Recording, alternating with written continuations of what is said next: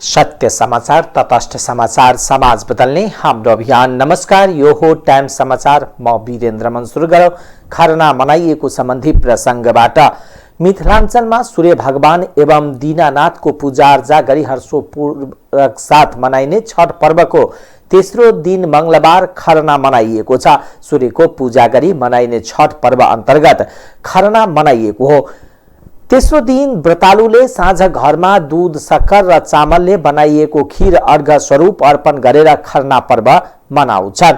मंगलबार दिनभरि नै निराहार उपवास बसेर साँझको समयमा पकाएको खीर भगवानलाई अर्घ दिइन्छ। त्यसपछि अर्घ स्वरूप चढाइएको खीर प्रसाद स्वरूप ग्रहण गर्ने चलन रहेको छ। साँझमा खीर पकाउनको लागि व्रतालुहरू बिहानैदेखि दूधको जोहोको लागि व्यस्त रहेका छन्। अत्यन्त निष्ठा एवं नियमपूर्वक 5 दिनसम्म मनाइने छठ पर्व पछिल्लो समयमा सबैको साझा पर्वको रूपमा परिचित रहेको छ। छठ पर्व अन्तर्गत मुख्य पूजा बुधबार साँझ अस्ताउँदो सूर्यलाई घरमा नियम एवं निष्ठापूर्वक पकाएको ठकुवा, भुसुवा, मिठाईको परिकार, उखु, केरा लगायतका पूजा सामग्री अर्घ स्वरूप अर्पण गरिन्छ, जसलाई सन्ध्या अर्घ भन्ने गरिन्छ। बिहिबार बिहान उदाउँदो सूर्यलाई पुनः बिहानको अर्घ दिएर छठ पर्व समापन गरिनेछ। गृहमन्त्री बालकृष्ण खानले व्यापार व्यवसायको सहज वातावरण बनाइदिन स्थानीय प्रहरी प्रशासनलाई निर्देशन दिनुभएको छ। उहाँले कोरोनाको कारणले अर्थतन्त्र शिथिल भइरहेको अवस्थामा उद्योग व्यवसायलाई सहज वातावरण बनाउन सुरक्षा निकायलाई आग्रह गर्नुभयो। जनकपुर उद्योग वाणिज्य संघको प्रतिनिधिले उद्योग सञ्चालनका लागि दिएको समस्याहरूको विषयमा अवगत गराउँदै बुझाइएको ज्ञापन पत्र बुझ्दै खानले अहिले उद्योग क्षेत्रमा देखिएका समस्याहरू राष्ट्रव्यापी नै रहेको कारणले त्यसलाई समाधान गर्न वर्तमान सरकार तत्पर रहेको बताउनुभयो। उहाँले माल सामान ल्याउने क्रममा व्यापारीहरूलाई अनावश्यक रूपमा दुःख नदिन सुरक्षा निकायका प्रतिनिधिहरूलाई आग्रह सहित निर्देशन दिनुभयो। खानले भाषा संस्कृतिको विकासका लागि समेत सरकार गम्भीर रहेको र सबै भाषा र संस्कृतिलाई सरकारले समान रूपमा सम्मान गरेको बताउनुभयो। उद्योग वाणिज्य संघ जनकपुर धामले यो जुन विषय उठाएको छ, यो मलाई लाग्छ जनकपुर धाम उद्योग वाणिज्य संघको मात्रै समस्या होइन, यो देशभरिका उद्योगी र व्यवसायको समस्या हो। वर्तमान सरकार सबै समुदायलाई सम्मान गर्दछ र उद्योगी व्यवसायीहरूको स्वतन्त्र उद्योग व्यवसाय सञ्चालनका लागि जुन माग गर्नुभएको छ त्यसमा सरकार सकारात्मक छ र स्थानीय प्रशासनले, सुरक्षा निकायले उहाँहरूलाई उद्योग व्यवसाय सञ्चालनमा अवरोध गर्ने होइन कि सहयोग गर्नुपर्नेछ। र मेरो यहाँ यो 2 नम्बर प्रदेशका प्रहरी प्रमुख लगायतका सुरक्षा निकायका अधिकृत र जवानहरूलाई मेरो निर्देशन छ कि उद्योग व्यवसायीलाई अप्ठ्यारो पार्ने होइन, उहाँहरूलाई सहज बनाउन सहयोग गर्नुहोस्।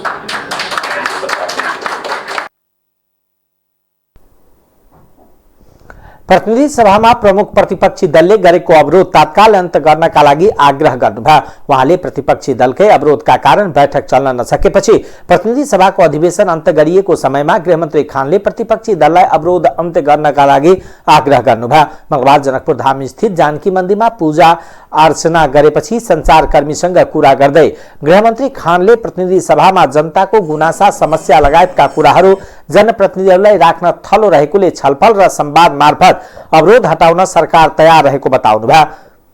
राष्ट्रिय राजनीति मूलधारमा नआएका पार्टीसँग संवाद तथा छलफल मार्फत राजनीति मूलधारमा ल्याउने काम समेत भइरहेको उहाँको भनाइ छ।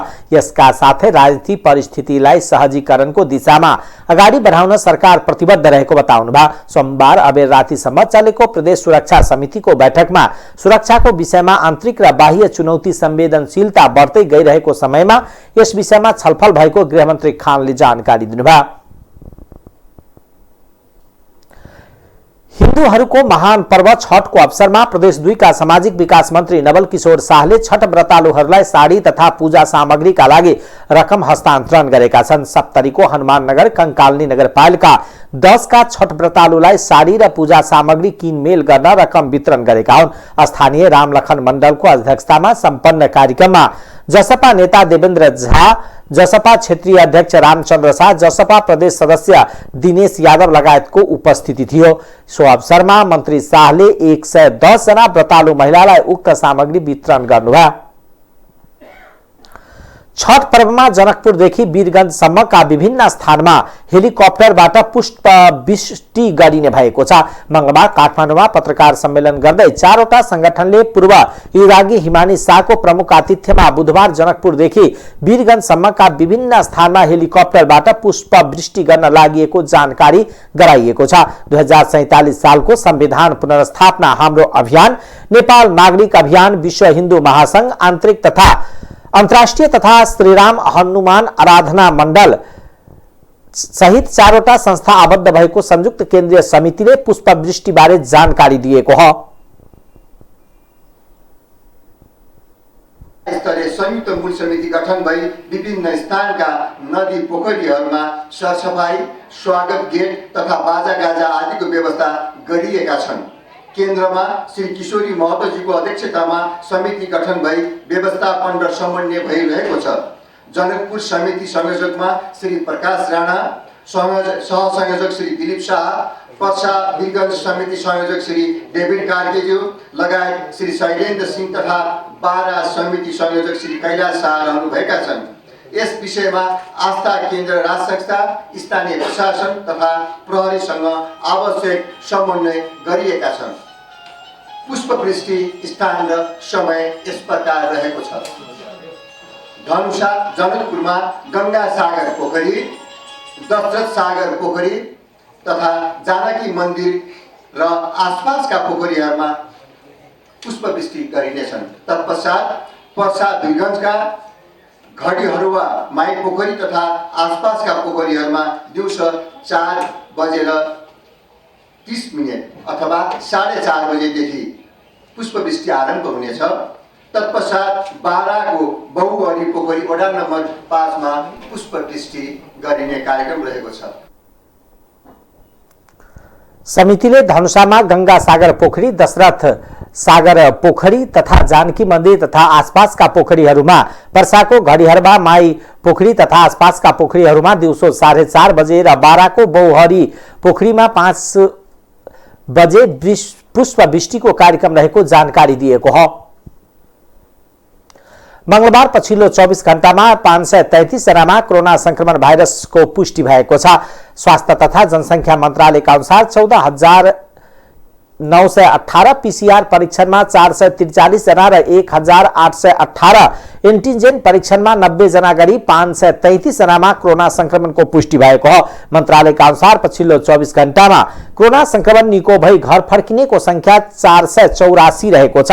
पछिल्लो 24 घण्टामा कोरोना संक्रमणबाट 1 जनाको मृत्यु भएको छ। हाल देशमा कोरोना भाइरस सक्रिय संक्रमितको संख्या 7,612 रहेको छ।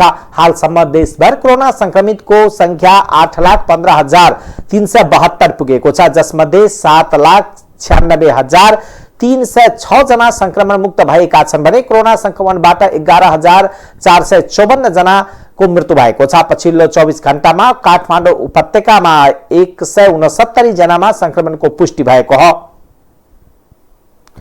छठ पर्व नजिकिएकोले वीरगञ्जको मुख्य सडकमा सवारी साधनको चाप बढेको छ। घण्टाघरदेखि माई स्थानसम्म पुग्न सामान्य अवस्थामा भन्दा धेरै समय लाग्छ। सडकको एक साइडमा बाइक पार्किङ गर्ने गरिएको छ, तर बाइक पार्क गर्न ठाउँ पाउनै मुस्किल छ। बरु एक लाइनको साटो कतै कतै 2 लाइन पार्किङ भएको देख्न सकिन्छ। वीरगञ्जमा चाडपर्वको बजार सडकमै लाग्छ। बडा दशैंमा जस्तै छठ पर्वको बजार पनि मुख्य सडकमै लाग्न थालेको छ। घण्टाघरदेखि माई स्थानसम्म मानिसको चहल पहल यही क्षेत्रमा बढी छ। घण्टाघर नजिक बोट सहितको अदुवाको चाङ लागेको छ। मानिसहरू बाइक बाटोमा कष्ट पनि गरिरहेका छैनन्। बाइक चलाउँदै सोध्छन् उनीहरूले खरिद गर्न नभई भाव बुझ्ने मात्र खोजेको हुन्छ। छठ पर्वकै कारण आर्थिक नगरी वीरगञ्जमा सामान्य दिनको तुलनामा मानिसहरूको चहल पहल बढेको छ। छठ पर्वका लागि आवश्यक सामान जोहो गर्न मानिसहरू वीरगञ्ज र आसपासका गाउँबाट बजार आएका हुन्। वीरगञ्जको मुख्य बजार क्षेत्र घण्टाघर र माईस्थान क्षेत्रका सडकमा छठका सामान किनबेच गर्नेको घुइँचो छ। वीरगञ्ज लगायत मध्य तराईका गाउँघर छठ घाट र स्थानीय एफएम रेडियो छठका गीतले गुन्जियमान छन्। वीरगञ्ज लगायतका तराई मधेसका बजारहरूमा छठ पूजाका लागि चाहिने पूजन तथा प्रसादी सामग्री, माटोको तथा अन्य भाँडा बर्तन, लत्ता, कपडा इत्यादिको किनमेल बढेको छ। विगतको वर्षमा जस्तै छठका लागि आवश्यक सामग्री सहित वीरगञ्ज 16 नगरकी शिवकुमार सोमबार दिउँसो मायस्थानको सडकमा ओइन त्यसपालि उनलाई पसल लगाउन शास्ति भयो। ट्राफिकको मायस्थान चोकमा बजार लगाउन दिएन। बल्ल तल्ल साँझतिर पसल लगाउन पाइए, त्यो पनि मन्दिर जाने तर्फ बाटोमा। पसल राख्ने बित्तिकै महानगरपालिकाले 25 रुपियाँको चिट थमाइदियो। अन्य समयमा तरकारीको व्यापार गर्ने उनी छठमा कोसी भर्ने र अर्घ दिने सामान बिक्री गर्छन्। पर्साबाट हुन्डी कारोबारी 20 लाख रुपियाँ सहित पक्राउ परेका छन्। पक्राउ पर्नेमा बाराको विश्रामपुर गाउँपालिका वार्ड नम्बर 5 नककटुवाका चन्दन कुमार शाह रहेको जिल्ला प्रहरी कार्यालय पर्साले जनाएको छ। शाहलाई वीरगञ्ज महानगरपालिका वार्ड नम्बर 8 घण्टाघरबाट आदर्श नगर जाँदै गरेको ना 48 प 7691 नम्बरको मोटरसाइकल चेक गर्दा रुपियाँ सहित पक्राउ गरेको प्रहरी प्रवक्ता प्रहरी नायब उपरीक्षक ओम प्रकाश खनालले जानकारी दिनुभयो। शाह विरुद्ध बैंक तथा वित्तीय संस्था सम्बन्धी ऐन 2073 विरुद्धको कसुर अनुसन्धान अगाडि बढाइएको प्रवक्ता खनालले बताउनुभयो। सरकारले 3 वटा प्रदेशमा प्रदेश प्रमुख परिवर्तन गर्ने निर्णय गरेको छ। मन्त्री परिषदको हिजो सोमबार बसेको बैठकले प्रदेश 1 कर्णाली र सुदूरपश्चिम प्रदेशका प्रमुख फेर्ने निर्णय गरेको हो। बैठकले प्रदेश 1 मा परशुराम खापुङ, कर्णालीमा तिलक परियार र सुदूरपश्चिममा देवराज जोशीलाई प्रदेश प्रमुखमा नियुक्ति गर्न राष्ट्रपति विद्यादेवी भण्डारी समक्ष सिफारिस गरेको छ। प्रदेश नम्बर 1 प्रमुखमा सिफारिस खापुङ जनता समाजवादी पार्टी र कर्णालीमा सिफारिस परियार माओवादी केन्द्र निकट मान्नुहुन्छ। सुदूरपश्चिममा सिफारिस भएका जोशी कांग्रेसका पूर्व सांसद हुनुहुन्छ। यसअघि केपी शर्मा ओली नेतृत्वको सरकारले प्रदेश 1 मा सोमनाथ अधिकारी, कर्णालीमा गोविन्द कलौनी र सुदूरपश्चिममा गंगा प्रसाद यादवलाई प्रदेश प्रमुख नियुक्त गरेको थियो। सरकारले मोतीपुर औद्योगिक करिडोर घटनामा मृतक परिवारलाई राहत उपलब्ध गराउने निर्णय गरेको छ। सोमबार बसेको मन्त्री परिषदको बैठकले मोतीपुर औद्योगिक करिडोर घटनामा मृतक परिवारलाई राहत दिने भएको हो। बैठकका निर्णय सार्वजनिक गर्दै सरकारका प्रवक्ता ज्ञानेन्द्र बहादुर कार्कीले सरकारले बेमौसमी वर्षाबाट धनबालीमा भएको क्षतिको राहत उपलब्ध गराउन सम्बन्धी कार्यदलले पेश गरेको कार्यविधि स्वीकृत गरेको बताउनुभयो। बैठकले कुस्मामा 400 केबी को सब स्टेशन र जुम्ला सब स्टेशनका लागि जग्गा प्राप्ति गर्न स्वीकृति दिने प्राविधिक सचिवमा निरु दाहाल पाण्डेलाई बढुवा कीर्तिपुर नगरपालिका र चीनको वाई प्रोभिन्स स्थित हु ह्याङ शहर बीचको भग्नी सम्बन्ध कायम गर्ने स्वीकृति दिएको छ। बसेको भोलिपल्ट 3 बजे यसै समयमा हामी यहाँ उपस्थित हुनेछौँ र मन्त्री परिषदका निर्णयहरू हामीले अवगत गराउनेछौँ। गर्ने कीर्तिपुर नगरपालिका र चीनको हुआई प्रोभिन्स स्थित हुह्याङ सहरबीच भगनी सम्बन्ध कायम गर्न स्वीकृति दिने, लोकसेवा आयोगको सिफारिस बमोजिम विभिन्न सेवाका राजपत्राङ्कित प्रथम श्रेणीका पदमा नियुक्त गर्ने, विश्व स्वास्थ्य सङ्गठन WHO को जेनेभामा सञ्चालन हुने special session of the world health assembly WHA 74/16 कार्यक्रममा सहभागी हुन स्वीकृति दिने।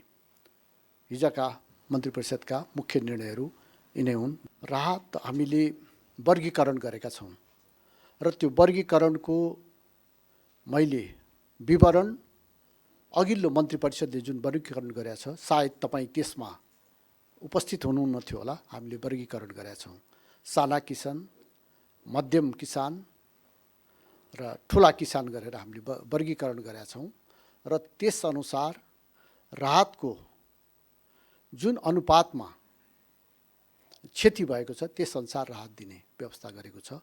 जहाँसम्म खोपको कुरा गर्नुभयो, अहिले यो सरकार निर्माण भएर विश्वासको मत लिइसकेपछि सम्माननीय प्रधानमन्त्रीले रोस्टमबाट अहिलेको सरकारको प्राथमिकता खोप खोप खोप भनेर भन्नुभएको थियो। त्यसअनुसार आज खोपको जुन परिस्थिति निर्माण भएको छ, सरकारले निर्माण गरेको छ र आज नेपाली जनताले पर्याप्त रूपमा खोपको सुविधा प्राप्त गर्ने उहाँहरूको अधिकार हो। त्यो अवसर सरकारले जुटाएको छ र खोप लाउन योग्य बच्चादेखि वृद्धसम्म सबैलाई खोप लाउने सरकारको नीति रहेको कुरा म स्पष्ट गर्न चाहन्छु। प्रवक्ता एवं माननीय सञ्चार तथा सूचना प्रविधि मन्त्री श्री ज्ञानेन्द्र कार्कीज्यूबाट हुने यस कार्यक्रम मन्त्री कार्कीले खोप लगाउन योग्य बालबालिका तथा ज्येष्ठ नागरिकलाई तदारुकताका साथ खोप अभियान चलाइने जानकारी दिनुभयो। प्रधान सेनापति प्रभुराम शर्मा भारतको 4 दिवसीय औपचारिक भ्रमणका लागि नयाँ दिल्ली प्रस्थान गर्नुभएको छ।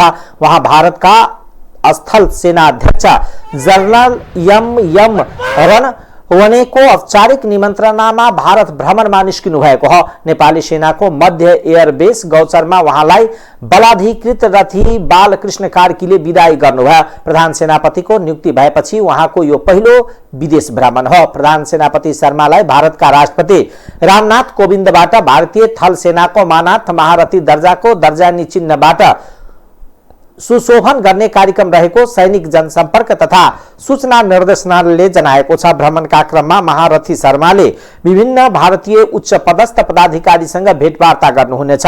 उहाँ भारतका रक्षा सचिव अजय कुमार, भारतीय chief of defence staff general Bipin Rawat, भारतीय सेना अध्यक्ष जनरल रणवणे र भारतीय वायु सेना अध्यक्ष एयर चीफ मार्शल VR चौधरीसँग समेत भेटवार्ता गर्नुहुनेछ।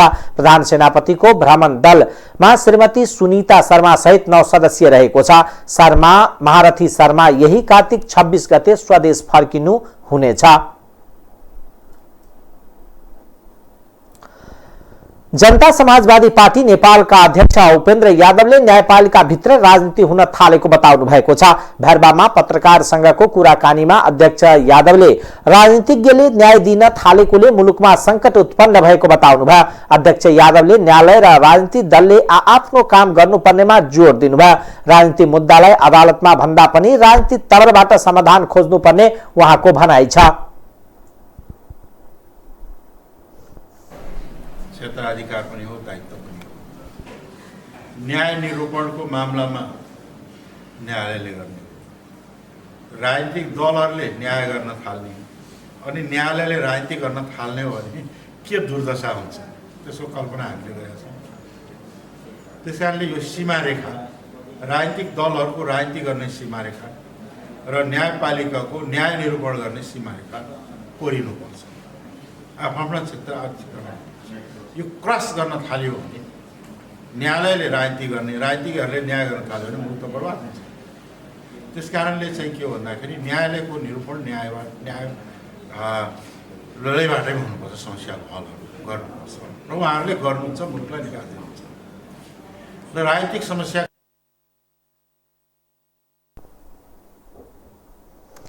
उहाँले राजनीतिक अस्थिरताका कारण विदेशी शक्तिले फाइदा लिन खोज्ने प्रवृत्ति बढ्दै गएको बताउनुभयो।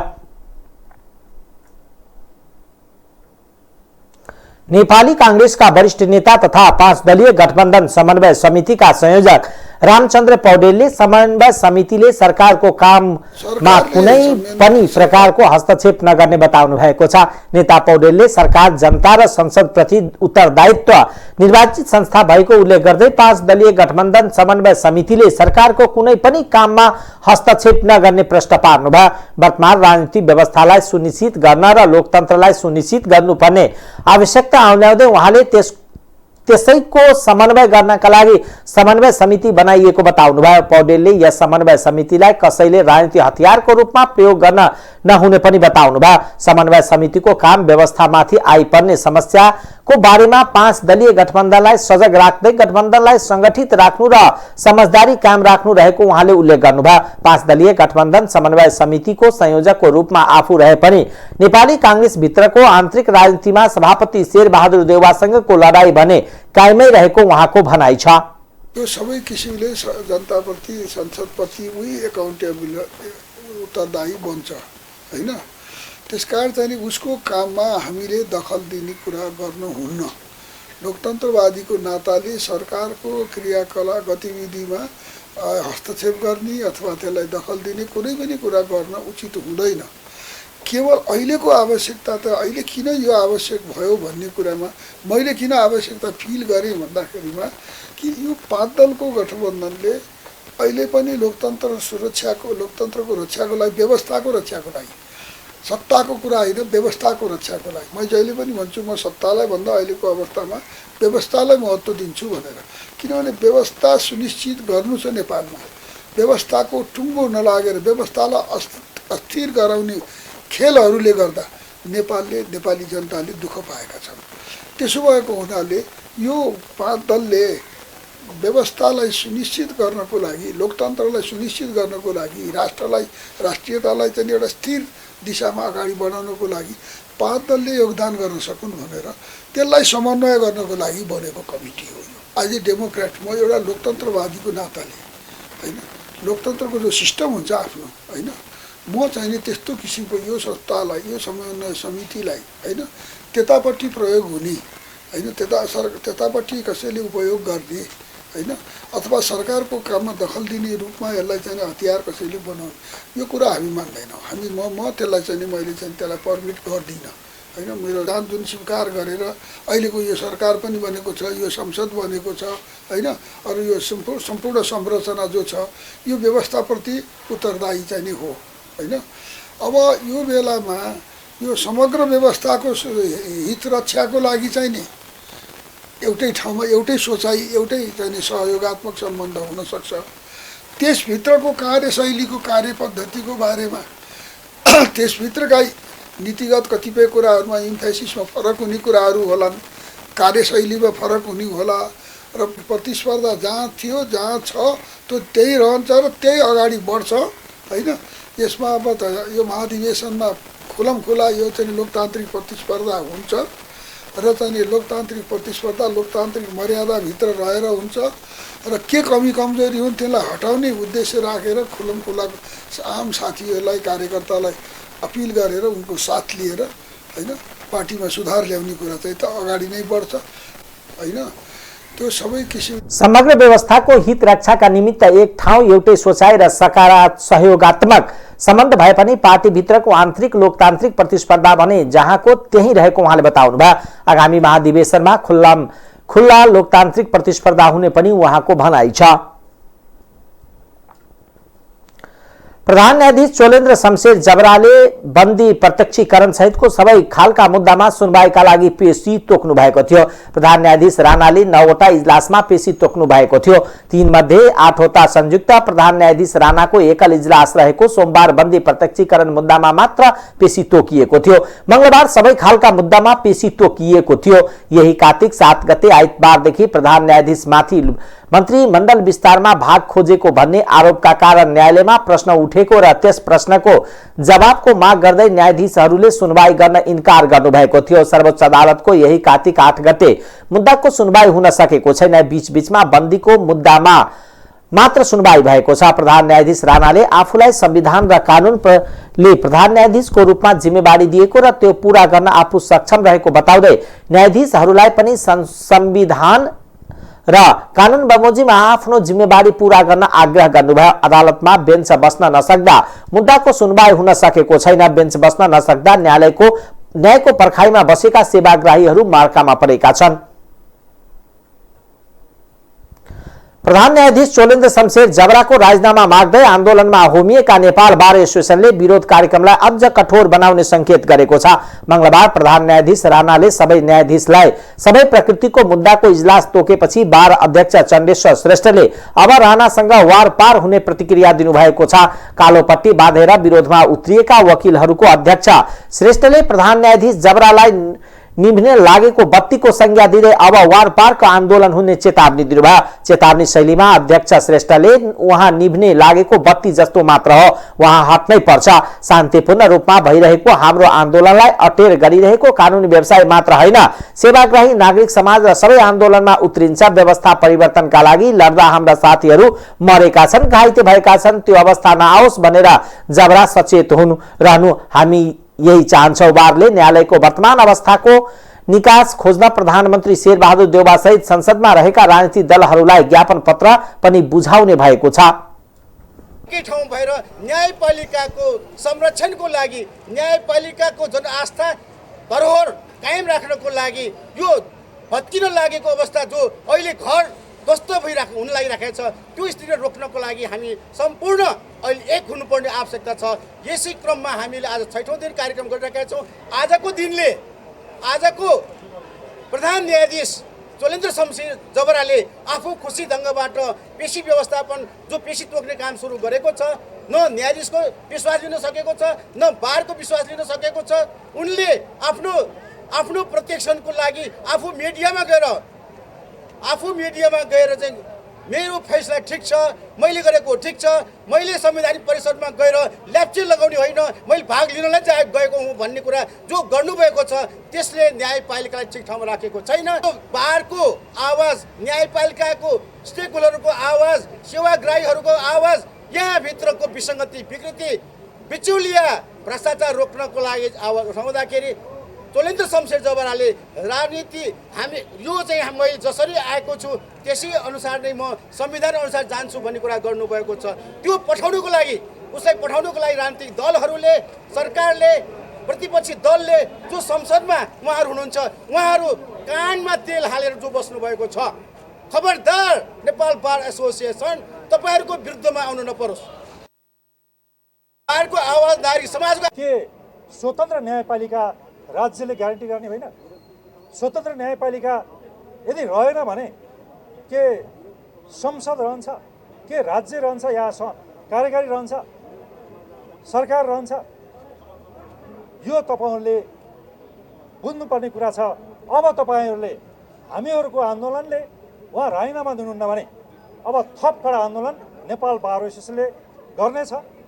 उहाँहरूलाई, प्रधान न्यायाधीशलाई यो सर्वोच्च अदालतको ढोकाबाट छिर्नबाट पनि वञ्चित गर्ने कार्य अबका थप कडा आन्दोलनबाट हुनेछ र न्यायाधीशहरूबाट पनि योभन्दा कडा आन्दोलन आउनेछन् र सम्पूर्ण जिल्लाहरू या प्रदेशका या उच्च अदालत पनि बहिष्कार हुनेछन्।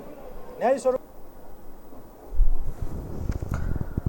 दोस्रो चरणको कार्यक्रममा बारले कार्तिक 25 देखि 30 गतेसम्म उपत्यका अदालतहरूमा बिहान 10 बजेदेखि 12 बजेसम्म सुनवाईका सहभागी नहुन बारका प्रतिनिधिलाई आह्वान गरिएको छ। कार्तिक 28, 29 र 30 गते उपत्यका बाहिरका बार इकाइमा पनि इकाइहरूले पनि हातमा कालो पट्टी बाँधी विरोध जनाउने, न्यायालयको वर्तमान अवस्थाका बारे जनस्तरमा पनि जानकारी गराउने कार्यक्रम पनि तय गरिएको छ।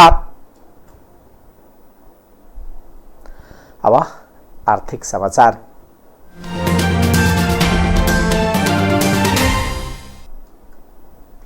नेपालले भारतको खुल्ला बजार अर्थात् विद्युतीय एक्सचेन्ज मार्केटमा प्रतिस्पर्धा दरमा बिजुली बेच्न पाउने भएको छ। यसअघि भारतले नेपाललाई खुल्ला बजारबाट बिजुली किन्नका लागि मात्र अनुमति दिएको थियो। अहिले आएर भारतले आफ्नो खुल्ला बजारमा विद्युत बेच्न पनि नेपाललाई अनुमति दिएको हो। भारतको ऊर्जा विद्युतीय मन्त्रालयले नेपाल विद्युत प्राधिकरणलाई यस्तो अनुमति दिएको हो। यससँगै अब प्राधिकरणले भारतीय बजारमा प्रतिस्पर्धा दरमा नेपालको बिजुली बेच्न सक्नेछ। प्राधिकरणका कार्यकारी निर्देशक कुलमान घिसिङले भारत सरकारबाट त्यहाँको विद्युत एक्सचेन्ज बजारमा विद्युत बेच्न स्वीकृति पाएको बताउनुभयो। अहिलेसम्म भारतमा जे जति विद्युत निर्यात भएको थियो त्यो औपचारिक थिएन, बढी भएको विद्युत प्रदान गरेको मात्र हो। तर अब औपचारिक रूपमा नै विद्युत बेच्न पाउने गरी अनुमति पाएका छ। उहाँले यो नेपाल भारत क्रस बर्डर विद्युत व्यापारको सन्दर्भमा ऐतिहासिक छ। प्राधिकरणले भारतीय विद्युत एक्सचेन्ज मार्केट को सदस्य बन्न केही समय अघि त्यहाँको ऊर्जा मन्त्रालयमा आवेदन दिएको थियो। सोही आधारमा उक्त मन्त्रालयले गत वैशाखमा प्राधिकरणलाई खुल्ला बजारमा विद्युत किन्न स्वीकृति दिएको थियो। अहिले आएर आफ्ना खुल्ला बजारमा विद्युत बिक्री गर्न अनुमति दिएको हो। भारतीय खुल्ला बजारमा विद्युत किनबेचका लागि अनुमति पाउने नेपाल दक्षिण एसियाकै पहिलो मुलुक हो। प्राधिकरणले अब भारतको एनटीपीसी विद्युत व्यापार निगम एनभीभीएन मार्फत विद्युत बिक्री गर्न गर्नुपर्नेछ। भारतले नेपालमा विद्युत आयात निर्यात गर्न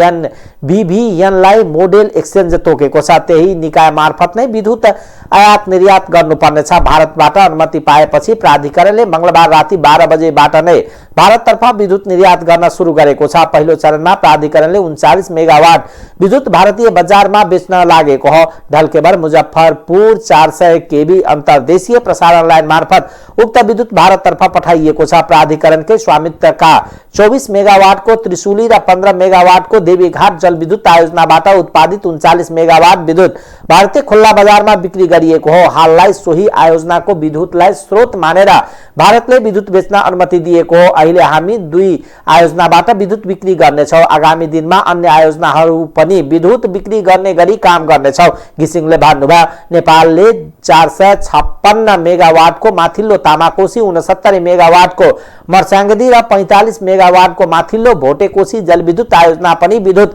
बेच्ने गरी भारतमा प्रस्ताव गरेको छ। त्यसको अनुमति पनि छिट्टै आउने प्राधिकरणको विश्वास रहेको छ। भारतले केही समय अघि क्रस बर्डर विद्युत व्यापार सम्बन्धी निर्देशिका जारी गर्दै चीनिया लगानी भएका आयोजनाको विद्युत नकिन्ने बताएको छ। सोही अनुसार प्राधिकरणले विद्युत मात्र बिक्री गर्छु भन्न पाउँदैन, कुन आयोजनाको विद्युत बिक्री गर्ने भनेर खुलाउनु पर्नेछ। त्यसपछि भारतले स्वीकृति दिएपछि मात्र प्राधिकरणले सम्बद्ध आयोजनालाई स्रोत मानेर विद्युत भारतमा बेच्न पाउनेछ। अब अन्तर्राष्ट्रिय समाचार।